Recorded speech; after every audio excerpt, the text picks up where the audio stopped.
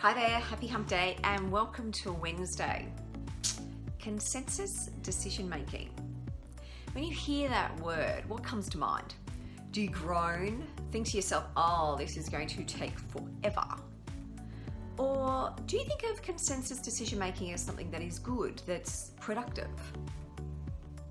In many quarters, consensus decision making invokes those images of really long debates that never actually get anywhere, or when they do get somewhere, the agreements are so watered down that there's really no meaning to the agreement.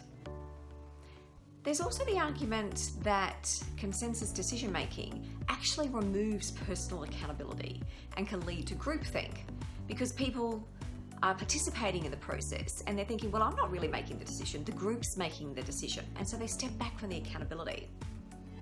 It was the former PM Margaret Thatcher who said, "To me, consensus seems to be the process of abandoning all beliefs, principles, values, and policies. So it's something in which no one believes and to which no one objects." Well, I don't really agree with Margaret Thatcher on that. And from my experience, consensus decision has, as a process, it's been given a bad rap, and unnecessarily. When you think about decision making, it's a process. Part of doing the process is you want to get to an outcome. Now, of course, with all processes, it's never one size fits all. You need to think about the decision that you're making and then select a decision-making process that is fit for purpose. And that means you're going to use a different decision-making process depending on who's involved, the outcome, the time that you have in which to make the decision, the consequence of the decision, and a raft of other features. In a state of emergency, it's likely you'll have a very clear chain of command, so it's really crystal clear who's making the ultimate decision. And in those situations, it can make a lot of sense to have one person making the decision. Now, that doesn't mean they make the decision in isolation. They can still get advice and input, but it's really clear who's in charge. But in other situations, it's really important to secure really sustained and clear buy-in. And when you're wanting buy-in, one of the best processes to use is a consensus process. It's a really incredibly powerful way of hearing ideas, building support, and getting the agreement that you need to be able to move forward. And with consensus decision making, it's not about getting a decision that everyone thinks is absolutely perfect. It's getting a decision that people are willing to live with.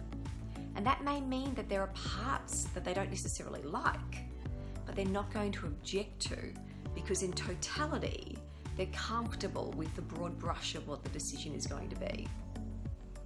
So when I'm working with large groups, and often with mixed groups of stakeholders, different groups, backgrounds, I will use a consensus decision-making process because it's really important for everyone to feel like they're heard.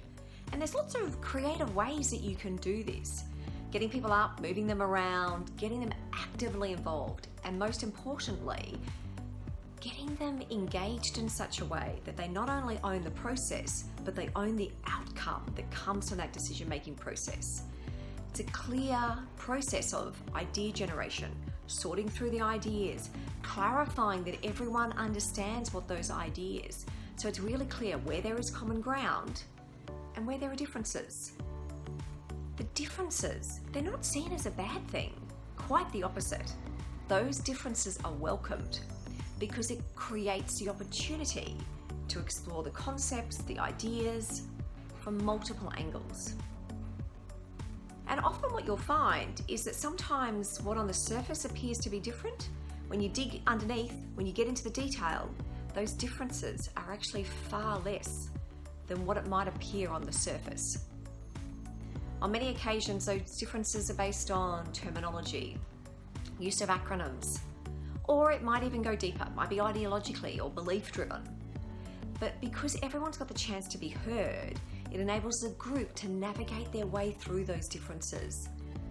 Now, of course, achieving an outcome is far greater if there's goodwill in the room.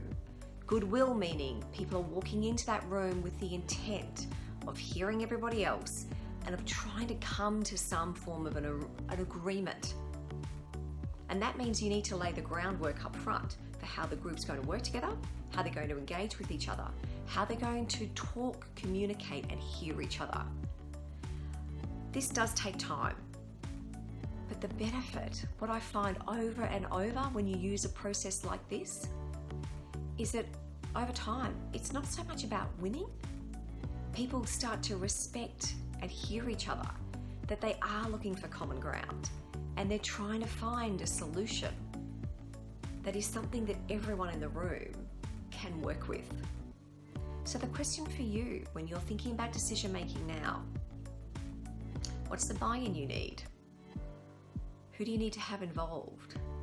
And what could consensus decision making look like for you? I'd really encourage you, throw away perhaps some of those old ideas about what consensus really means, because there are so many upsides to it. Take care. I'll see you next week.